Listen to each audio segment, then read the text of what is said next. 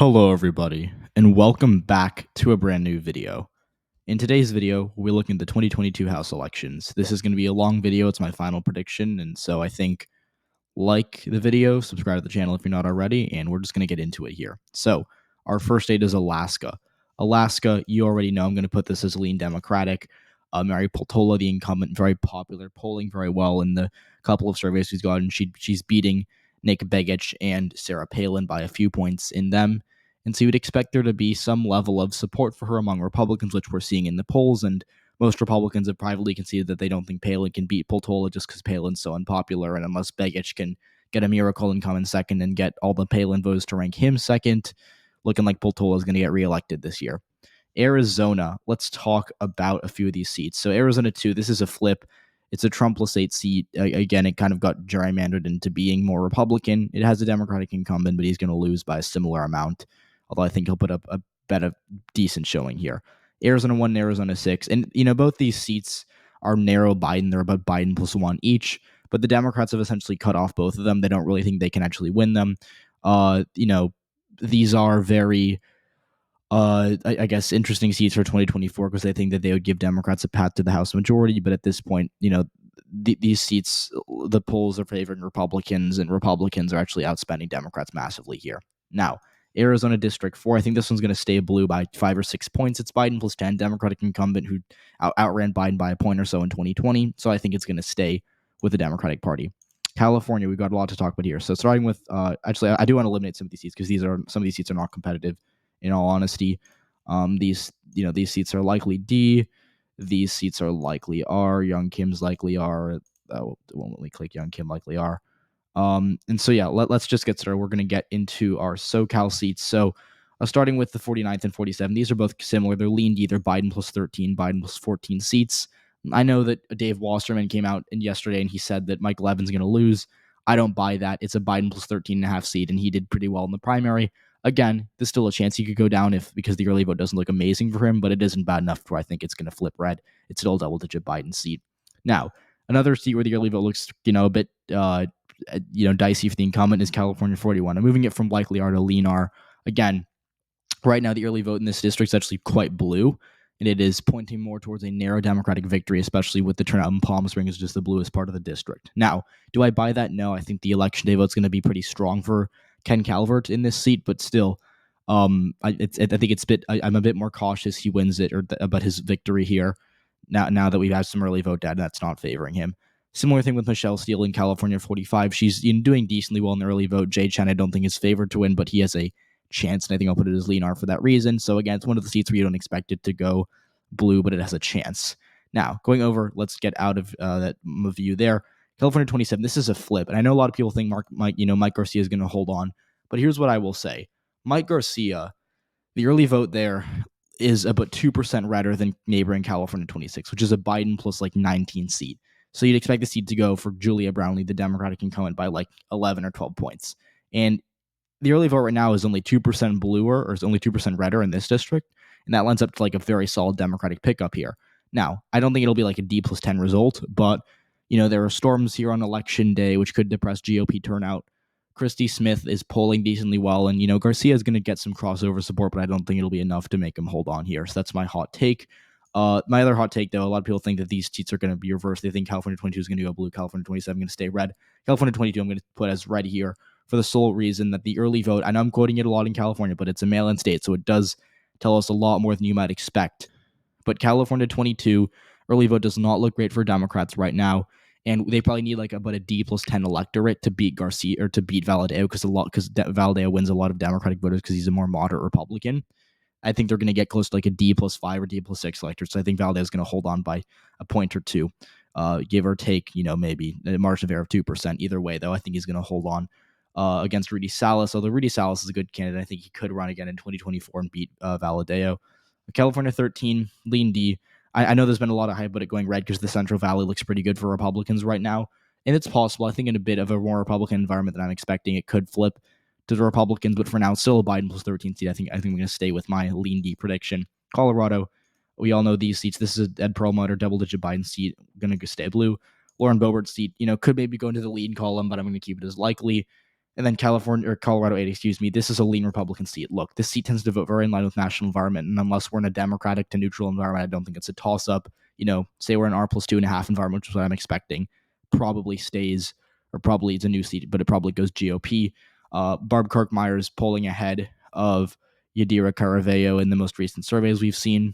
And I would just all around bet on, because Michael Bennett's going to win by less than Biden did statewide, I think there's going to be a bit of lag in Colorado this year.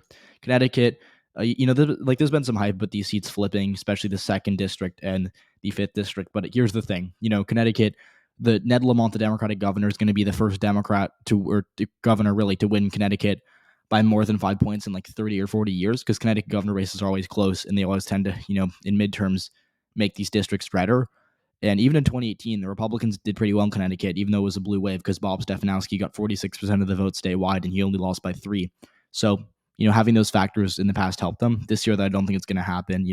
Lamont's popular, and Democrats in Connecticut are on a winning streak right now, and they're probably going to hold on to their seats. Going over to Florida, look, the early vote, I'm not going to sugarcoat it. The early vote in Florida is simply disastrous for Democrats at this point. These are all likely our seats. Same with Salazar. Now, these seats are going to be within 15, but Democrats have no chance of beating any of these Republicans. And a lot of, this seat here and this seat over here is going to be a Republican pickup. This is Murphy's seat. She's retiring. Charlie Crist is going to lose in the governor's race. So, you wouldn't expect there to be necessarily any enthusiasm for Democrats in this district. And then I'm moving forward to 23 from likely D to safety. Look, or from likely D to lean D. Sorry. Look, the early vote in Miami-Dade is so bad for Democrats that they're probably going to lose the county in both the governor's race and the Senate race. And so, the fact that that's going to happen makes this seat potentially in play for Republicans. I don't think it's going to be necessarily super close, but I think it's going to be within 5, and it's a sleeper flip if Florida does get the massive red wave some people are expecting. Georgia District 2, I'm putting this as likely D. Black turnout looks pretty good for Democrats in Georgia so far, and you'd think that that's going to help Bishop, and so likely D. He's a good incumbent, and I don't think Republicans have invested in this race too much. Illinois, these are, there's 3 Chicagoland districts that I think Republicans have tried to put in a bit of money there, but I don't think they're seriously contesting it. So unless the Chicago suburbs swing massively to the right, which I'm not expecting, staying D by, 8-10%, somewhere in that ballpark, because these are all double-digit Biden seats. Illinois 13, this is the gerrymandered seat in the southern part of the state. Trying to just taking all the blue cities down in the central part of Illinois. It's a Biden plus 11 seat. It probably goes blue by 6 or 7 points. Then Illinois, I just want to say California. Illinois 17. This is interesting because it's a white working class district that's trending to the right and with no Democratic incumbent. So you'd think it might flip red, but it's still Biden plus 9. It's still blue or down ballot, so it's functionally like a D plus 12 or D plus 13 seat. And so the right trends do hurt the Democrats in the district, but I think they hold on to it by a point or so. They've gotten some encouraging early vote data out of it, so I think Illinois is not a mail-in state, but it does tell you a bit about where it's at, and I think it's reasonable to expect the Democrats to hold on to a seat like this, partisanship-wise. Now, this is my first hot take. I think I have 3 hot takes throughout this video. This is my first of those hot takes. So I'm drinking water here because I just talked for 30 minutes in this video, and I just want to kind of, go through these seats. So this is Indiana District 1, and a lot of people have it as, lean, likely D. I'm putting it as Tiltar. I think this is an underrated pickup opportunity for Republicans. They've been quietly making a play for it. Again, turnout from Gary is what boosts Democrats here. And, in the past, great turnout has been great for Democrats in midterms. And it's a right trending seat. Frank Mervin's not. I think he's been running a pretty sloppy campaign, to be quite frank. And Jennifer Ruth Green has been running a better campaign for the Republicans. It still could stay Democratic, but what I will say is that I'm expecting the seat to go red by half a point or something like that. Iowa. What's the first of these? So Selzer came out and said that Iowa District 2 is going to be about a 2-point race between the Republicans and the Democrats in terms of generic ballot, which I don't really believe. I think it'll be close to a 6 or 7 point Republican edge, but I think it does make me a bit more cautious, but calling it for Hinson, but I still think she wins by more than 5. Now, Iowa District 3, I'm putting this one as lean Republican. I think actually loses by 2.5, maybe something like that. Again, she's a good incumbent in the generic ballot. It was R+3 in the district, so it's winnable for her. But what I will say is that, look, this is Trump country. This is Iowa. Grassley and Reynolds are both going to outrun Trump at the top of the ticket. And so I think that all of that makes it really hard for her to hold on against Charlotte Challenger and Zach Nunn. So call that lean Republican. Now, Kansas. This is a lean DC. This is a seat I'm feeling really good about Democrats in. Laura Kelly at the top of the ticket is going to carry the Democrats to victory. I would expect, it's this district was 66% in favor of the pro-choice side in the abortion referendum. Sharice Davids has a massive cash advantage. She's leading Amanda Adkins by 14 points in the most recent New York Times poll, so she's massively ahead. And while I don't think she wins by 14, I think that big of a polling, benefit gives me, pretty much very confident that she wins. So call that lean D. Could honestly be likely D if things get really bad for Republicans in these suburbs of Midwestern states, which could happen. Now, I'm putting this as tilt-R. I'm not super confident, but I think it's going to go for Bruce Poliquin. We got one poll that had Poliquin down by 1, but again, look, polls in Maine underestimate Republicans. We saw that massive polling miss in the 2020 Senate race where the polls had Collins down by 7 and she won by 9. So that's pretty incredible that happened. It's also pretty incredible that, for example, in Maine 2nd District, Golden 2020 is supposed to win by 15. He only won by 6. And so that's another big polling miss. And the fact that he's now within a point shows I think he goes down. Again, this is Trump plus 7 seat. This isn't exactly super blue, but I think Golden is a good incumbent where it could be close. He could still win, but I think for now he's an underdog. Maryland, though, putting this one as likely D. David Trone, very strong incumbent. He has a massive cash advantage over Neil Parrott, his GOP opponent. It's a Biden plus 11 district, so it's still pretty blue. And I just think he wins by 6 or 7 points. Again, no Republicans are competitive at the top of the ticket, so I would expect there to be some level of Republicans just nodding him a good turn operation, which hurts them in the district.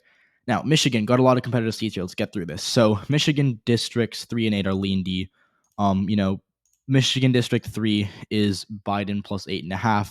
Republicans have stopped funding their candidate because what happened was Peter Meyer was the incumbent Republican who lost a primary. I don't know if it says it, but he lost a primary, as you can see over there, to John Gibbs, who is very right wing. He said Democrats eat babies. He apparently in the 2000s ran a think tank that advocated for stripping the right to vote away from women. So, he has a controversial past that's been being exploited by Hillary Scholten, his Democratic opponent.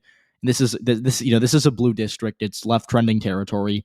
And again, a lot of suburban voters I don't think are going to be very good or very, pro Gibbs. And so, what I will say is that for now, I'm expecting Scholten to win by 4 or 5, but it could easily be by more. And this, again, the thing that helps Democrats in all these seats, especially a seat like District 3, is that the abortion referendum is going to win it by a ton, and that boosts Democratic turnout as well. Michigan District 8, Dan Kildee, again, Biden plus 2 seat, but that's trending right. So I think could flip in 2024, maybe 2026, but it's still it's still bluer down ballot. Kildee outran Biden by 10 points in 2020. In his opponent, Paul Jungay, ran in another seat in 2020, and he underperformed Trump by 6 points. So I think all of that makes it hard for me to see Kildee losing. He could easily win by 5, in all honesty. I know a lot of people think he's going to lose, but a lot of people think he's going to win by a lot, so I respect that. I think it'll be a little closer than people think, but I'm still going to put it as lean D. Now, tilt D, Slotkin.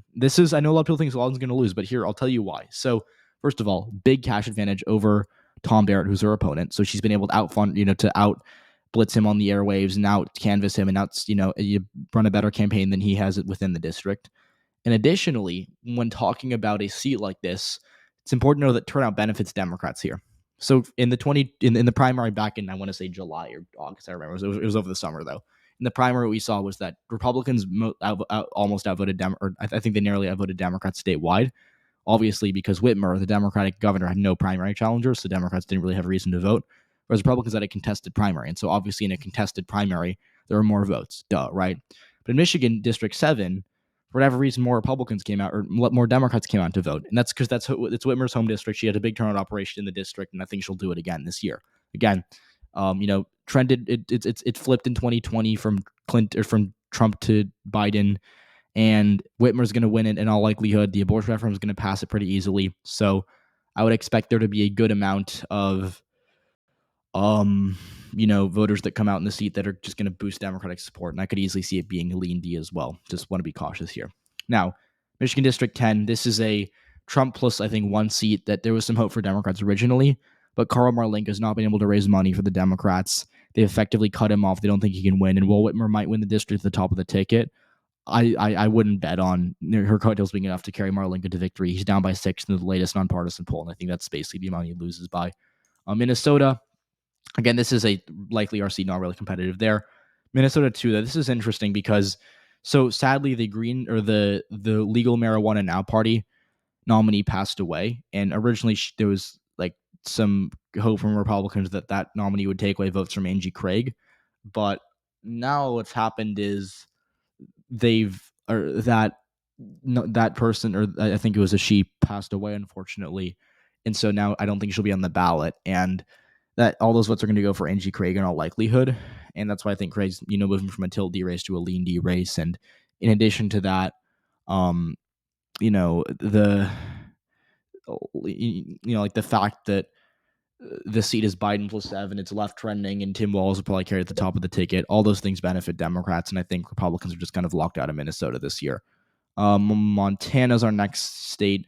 District 1, I think, is going to go Republican by 10 or 11 points. Again, Cook moved it to Leanar. I don't know why, but they moved it to Leanar because I think they got like an internal poll that had it close or whatever. But either way, it's Trump plus 7. Democrats are not investing in Monica Trinnell's campaign, and I think that is left running to a point where it could flip 4 or 6 years from now. But for now, it's pretty clearly in the Republican column. Nebraska District 2. This is Don Bacon's seat, and he outran Trump. So here's the thing: it's a Biden plus 6 seat. Tony Vargas he's the Democratic nominee. He's a state senator. He's a good candidate. He's high quality. But the issue is Bacon outran Trump by 11 points in 2020. He's a good incumbent, and the seat's a lot more Republican down ballot. So I think for now, I'm sticking with my Tiltar rating. I think he wins by 1.5 to 2 points. This is a sleeper flip for sure, and especially considering Democrats are likely to outperform fundamentals at the top of the ticket with Carol Blood. Call it Tiltar with potential to flip.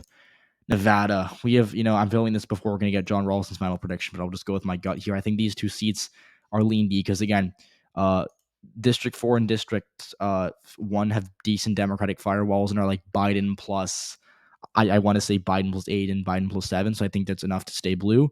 But District 3 is only Biden plus 4, and what we've seen is that April Becker's been running a really good campaign against Susie Lee's not necessarily the best incumbent. So I think I'm keeping it as Tiltar for now. But again, this is a seat I don't really have a great feel for. None of these seats are all very similar. It's just partisanship differentiates them, and I think realistically, I could easily see a scenario in which they all stay blue, or which they all even maybe go red.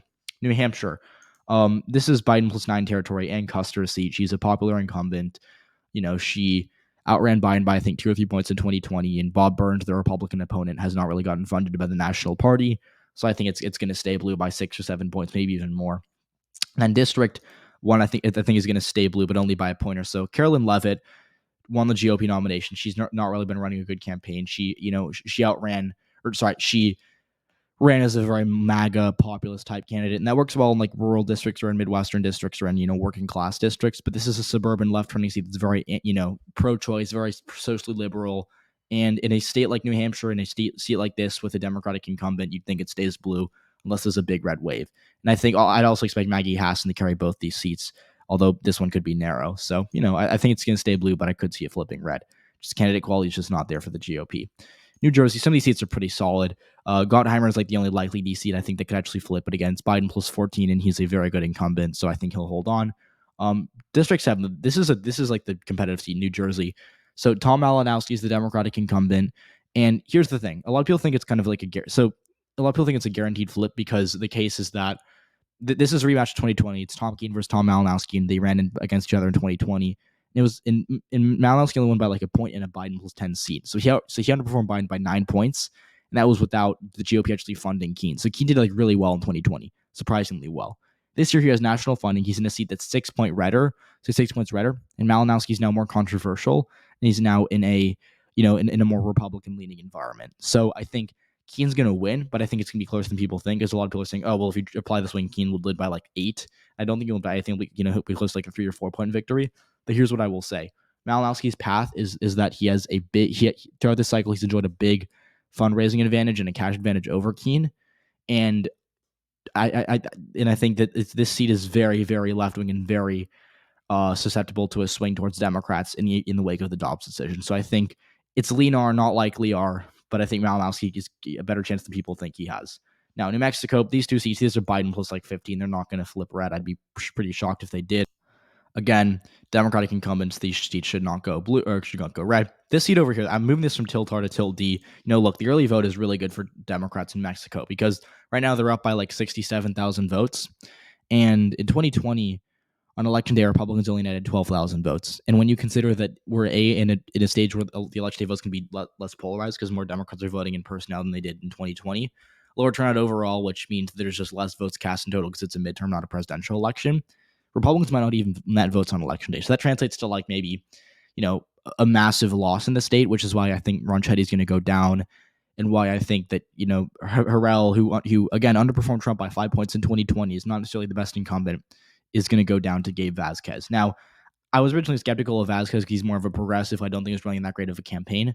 But what I will say is that I do think that Vasquez is good enough to flip the seat in an environment where like Democrats are doing really well in New Mexico for whatever reason. I didn't really predict it a month ago, but I'm just going with what the early votes say, and they're looking good for Democrats in New Mexico.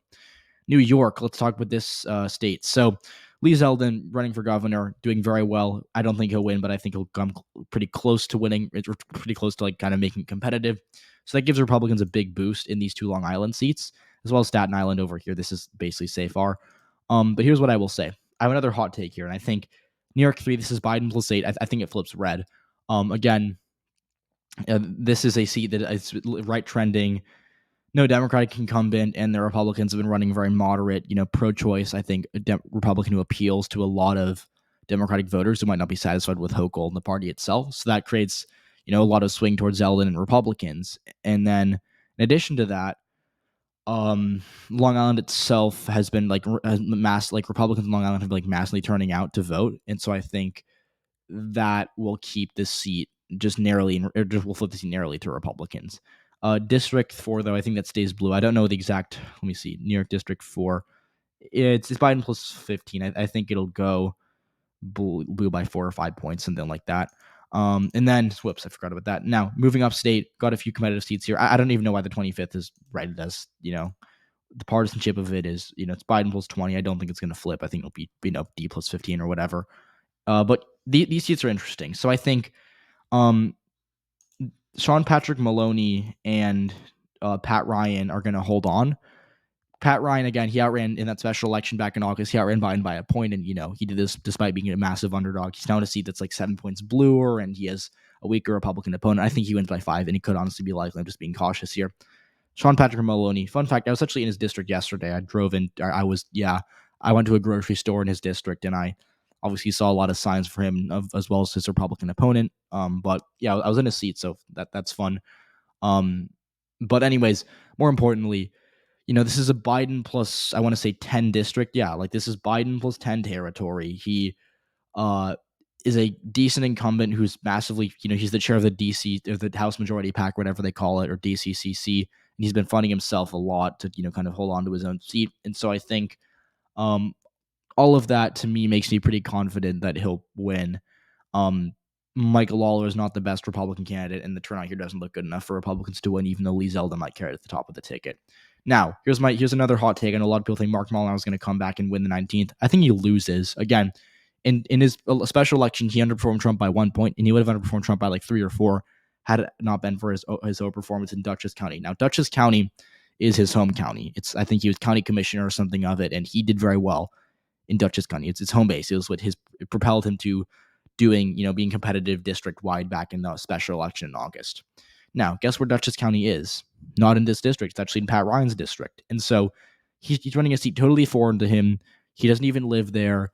His Democratic opponent, Josh Riley, is from Ithaca, which is right over here. It's the bluest part of the district. So he has a turnout advantage. He's in a bluer seat than national partisanship. And I would expect there to just be some level of Democratic bounce in the seat because Riley's just a better candidate for the district than Molinaro. I know a lot of people have been hyping up Molinaro, but again, people thought Molinaro was going to buy like 7 in that special election. He lost by 2. So I think right now I'm just off the Molinaro train, putting this one as tilt D. But on the flip side, New York District 22, I'm putting as tilt R. Again, it's Biden plus 7, so it could stay blue, but the Democrats have gotten outclassed here in terms of their campaign, and they're polling pretty poorly, and everyone's moved it to lean R, and Democrats need a big turnout from Syracuse on election day to win. I just don't think they're going to get it. So call it an R plus 2 result in New York District 22. And by the way, Republicans are now up to 215 seats. They only need 4 more for that majority. North Carolina, I'm going to give him an extra seat here. District 13, putting that as a lean Republican. So this is a Biden plus 1.8. Yeah, so Biden plus 2 district, no incumbent. Again, it's 2.5% to the left, to the right of the country, and you'd expect it to continue that in a more Republican year. They could easily be likely are, but I'm just going to put it as lean just because I think it's better to be cautious here. But Republicans are clearly doing well statewide, and unless Sherry Beasley can kind of pull off a big upset over Ted Budd in the Senate race, calling it, calling it lean R. These other seats, though, these are all likely D. I'll show you the partisanship. District 1, Biden plus 9. Early vote returns look really good for Don Davis, the Democratic nominee, because again, this is an incumbent retiring. Kathy Manning, Biden plus 13, and then Jeff Jackson going to win this Biden plus 17 district. So I think that's none of these are hot takes. Other than that, Ohio, though, we got some few seats here in this, very strange state. So the first thing I'll do is I'll put these two seats as tilt Republican. And so Ohio 13, this is a Biden plus 3 seats. So again, most people think it's going to flip. Or yeah, this is a flip. I think this is technically they got double bunked. This is both Tim Ryan and Anthony Gonzalez's seat, and Ryan's running for Senate, and Gonzalez is now retiring. But anyways, the Democrats have a better candidate in Amelia Sykes. But again, this is a right-trending district. It's a 1.5 to the right of the country, and so I think all of those factors make it harder for the Democrats to hold on to this or to win this seat. And again, it's possible, which is why it's tilt R, not likely or safe R. But I think it's just right now, I just don't see the Democrats winning it. I think they go down by 1.5 to 2 points. Ohio 9, this can be really close, but I think Copter loses by half a point or something. Republicans did give up on Majewski for whatever reason. I don't really know why, but they gave up on Majewski. And that's I think mostly because they thought he was polling really badly because he lied about his military service, which again I guess is bad. But again, this is a Trump plus 3 district. It's right trending. Democrats need a big turnout from Toledo to win it, and I just don't think they're going to get it. So I think it's going to surprise a lot of people when this district flips red. But hey, just another call of mine. Now, good news for Democrats is I think they're going to flip Ohio District 1. This is Cincinnati. Biden plus 8.5. Steve Cavas, a stalled incumbent. He outran Trump by like 4 points in 2020. But, he doesn't have a big cash advantage over Greg Landsman. And, when you talk with the turnout patterns from the district, they look pretty good for Democrats considering the suburbs are shifting left. And this is a very pro-choice seat. So I think that one flips Democratic. Oregon. So, there's been a joke about how the red wave isn't really hitting the country, but it's hitting Oregon and to a lesser extent Florida. But Oregon, I think I'll put Oregon. Let's see. I think Oregon District. Yeah, Oregon District 4. I'll put as lean D, because it is like Biden plus 13, but no incumbent here. And Alex Carlatos is a good Republican challenger to Val Hoyle, but I don't think he'll do enough to win. I think it'll just be kind of close. And then Oregon District 6 is going to be likely D.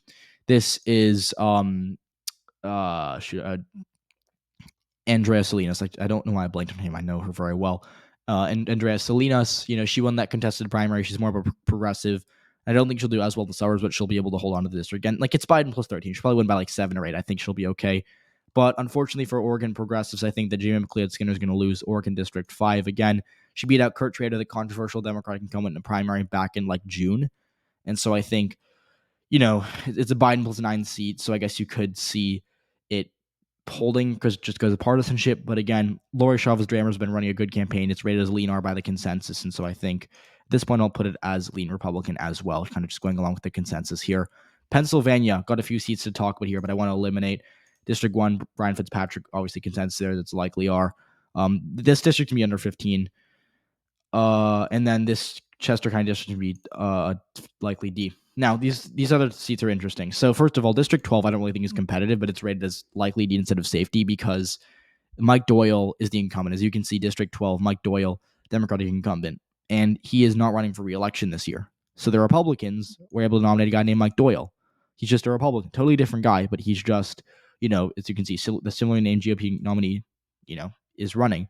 And I think it's going to confuse some people, which again adds like some potential for like wackiness. But again, Biden plus 20, so Democrats have a big margin of error, and I think they win it by like 12 or 13.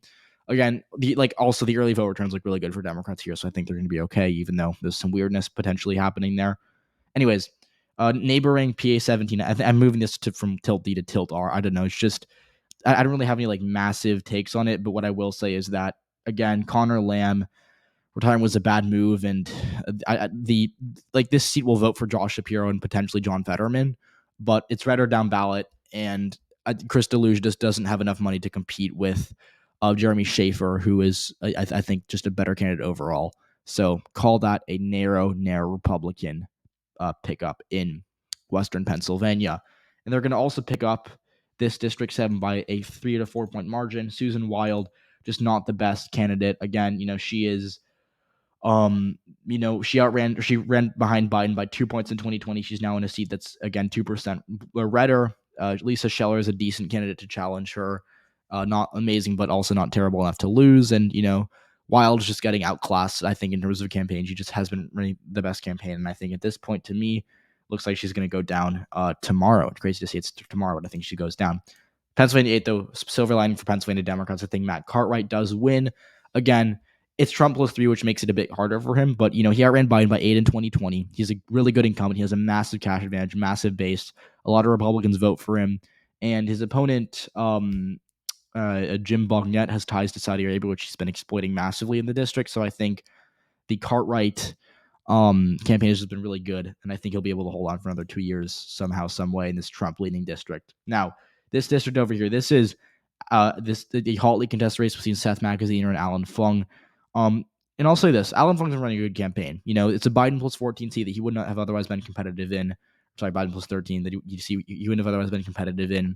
And he's made it a race. That being said, I'm going to keep it as lean D. I'm sticking to my hot take here. A lot of people move it to lean R, and I know Cook has it as lean R now in their final predictions, which I think is kind of weird, but whatever. Here's what I'll say. Fung is getting overhyped as a candidate. He's led in some polls, which is interesting, and I know he led in a magazine or internal, but that's only because there are a lot of undecideds, this 12 to 15% undecideds, and they're all Democrats who are going to break for Magaziner. So Fung's going to do well in Cranston. I think he has a good base of 47, 48%, but that other 1-2% is pretty dang Herculean. And I think at that point I'll put it as lean D. Tennessee, this seat is Trump plus 13. It's super gerrymandered. It's going to go Republican by a similar amount. Texas, Rio Grande Valley is the only interesting part of the state for this election. I'll put District 15 as likely R. Again, it's Trump plus 2, I think, or Trump plus 3. It's super right trending, and Democrats have pulled out of it. I think that's going to stay red. Now District 34 is going to flip blue. Again, this is Mara Flores' seat, and she's a good incumbent, but I don't think she's good enough. It's to win a Biden plus 16 seat against another Democrat who's fairly well known in the area. Then Henry Cuellar is going to hold on to the 28th district, I think, for 2 more years, although I do think it goes down in 2024 for what it's worth. Virginia, this is our last, kind of bellwether state. And Virginia's one to watch because the polls close at 7:00, and we'll see. Here's my barometer. Virginia 2 likely to flip Republican, just to put it out there. So, if this stays blue, Democrats have a real chance of holding the House. Virginia 7 leaning Democratic. If Republicans pick it up, they're headed for a pretty good night. Now, if Republicans flip Virginia District 10, then it's a true red wave. It's 2014 all over again. It is massively moving towards Republicans if they flip the seat. Because again, this is a Biden plus 19 seat that is moving massively to the left. And if Winston somehow loses, I'd be stunned. Just quite frankly, I'd be stunned. But, Virginia 2, on the flip side, if Republicans don't pick that up, it could be trouble for them. Then Virginia 7, if they pick this up, they're credit for a pretty good night, but not, a massive red wave unless they flip Virginia 10. So that's Virginia. Now, Washington, got a few seats to talk about here. There's been some hype about Democrats flipping Washington District 3 again. I know Herrera Butler lost in her primary to Joe Kent, but again, it's still a Trump plus 4.5 seat, still more Republican down ballot. And while Joe Kent's a bad candidate, I think he wins by 6 or 7 points, especially against Maria Perez, who's not terrible, but I don't think she's good enough to win a Trumpy seat like this. And then Washington District 8, I think, stays blue. The primary vote data was really good for Democrats here. They won it by 2%, despite the fact that Washington primary is usually but 4 or 5 points better than the general. So apply that shift, she wins by 6. I don't think she wins by 6. I think it'll be close to 3 or 4, but she's pretty clearly favored at this point. Finally, Wisconsin, I'm putting this District 3 as likely Republican. Again, it's Trump plus 5. The Democrats have pulled out of it. And, Ron Kind, their incumbent, retired. And I think ever since then, it's been pretty clear it's going to flip. This is kind of like a guaranteed flip. It's one of those, back in 2020, we had Alabama and Colorado Senate races, guaranteed flips. And, this is, I think, one of the guaranteed flips in the House. So that puts us at 208 Democrats, 227 Republicans. So a solid GOP majority, not an amazing one, but a solid one. It will take away from Biden's legislative agenda. So, thank you for watching. I hope you enjoyed. Leave down your prediction. If you think it's me, leave down your seats. We'll see you right after Election Day. I'll pin the best comment, pin the best prediction. But yeah, again, like this video, subscribe to the channel if you haven't already, share it with a friend, and we're going to see just in, a day and a half, we'll get results. So It's going to be pretty exciting. And I'll see you tomorrow, my final Senate prediction, which will be my final video before the election. So thanks for watching, and have a great rest of your day.